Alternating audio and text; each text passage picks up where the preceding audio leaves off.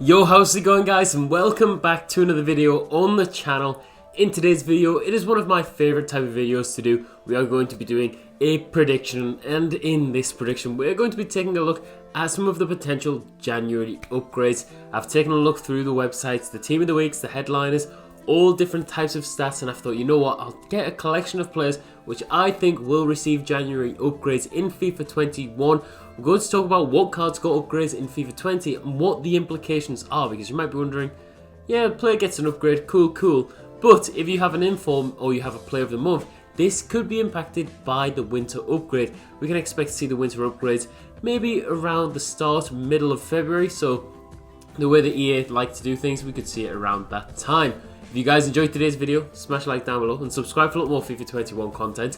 And let's just get started by taking a look at some of the cards which did make it through to the January upgrades, well, the winter upgrades in FIFA 20.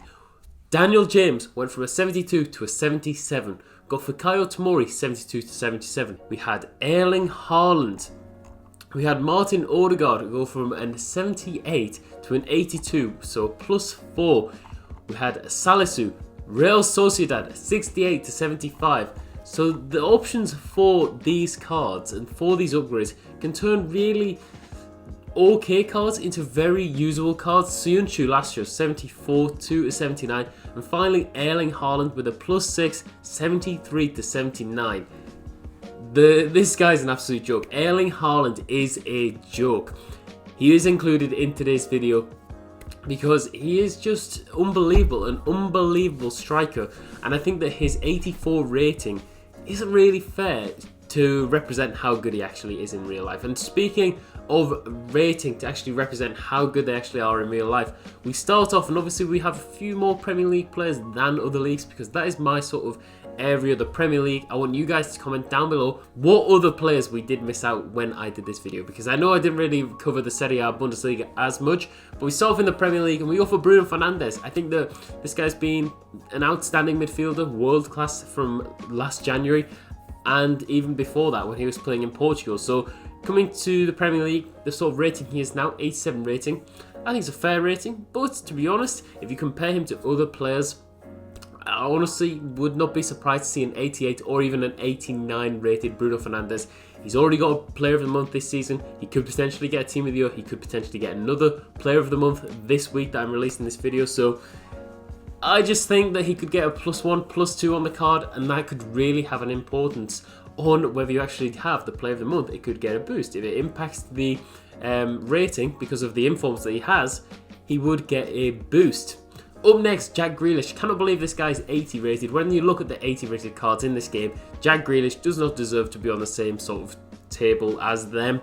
I think he deserves an 84 rated card minimum. If you think of how good this guy actually is in real life, it goes without saying, he's been one of the best players, not only in the Premier League, but in the world for the last 12 months. One of the best, hands down. He really, if Villa didn't have Jack Grealish, they would have gone down last season, and to see him do so well this season is fantastic to see. I think he deserves an 84 rated card to really reflect how good he actually is in real life.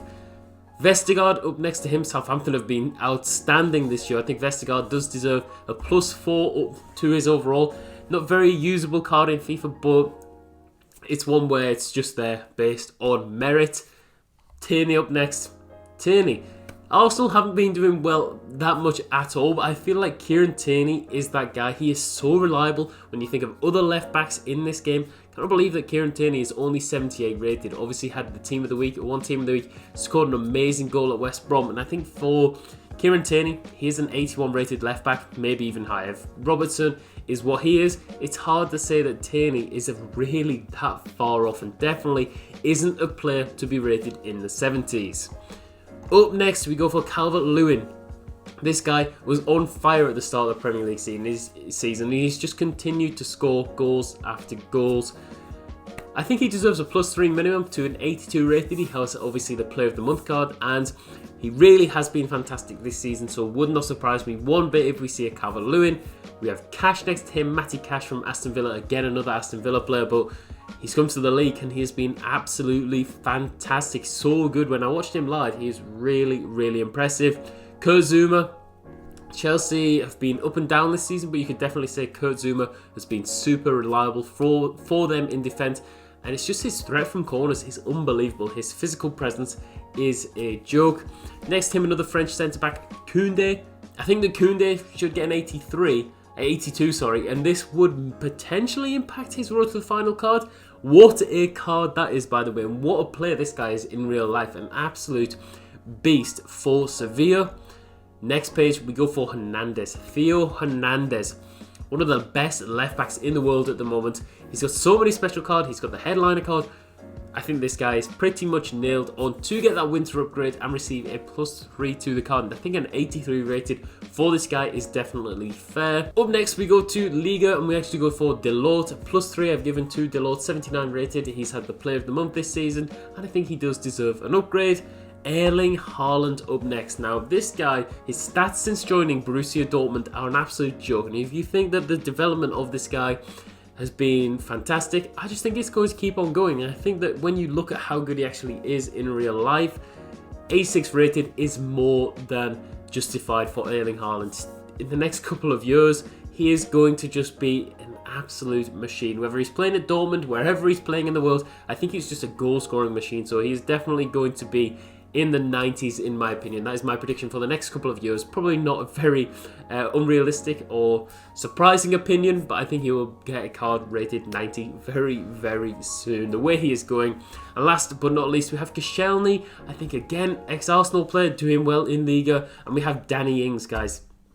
Danny Ings, for me, that goal against Liverpool was absolutely phenomenal. I think that everyone recognises that Danny Ings is pure class. And I think he really does justify a card 83 rated. Without injuries, this guy would have been even better. And that says a lot because he's really, really good in real life. But yeah, those are my predictions. I want you guys to comment down below which players you think deserves winter upgrades. Obviously, I've focused heavily on the Premier League. Maybe we could do another video or part 2 looking at some of your guys' suggestions for the other leagues that I might have actually missed out on. But hopefully you did enjoy today's video. If you did, smash like down below and subscribe for a lot more FIFA 21 content.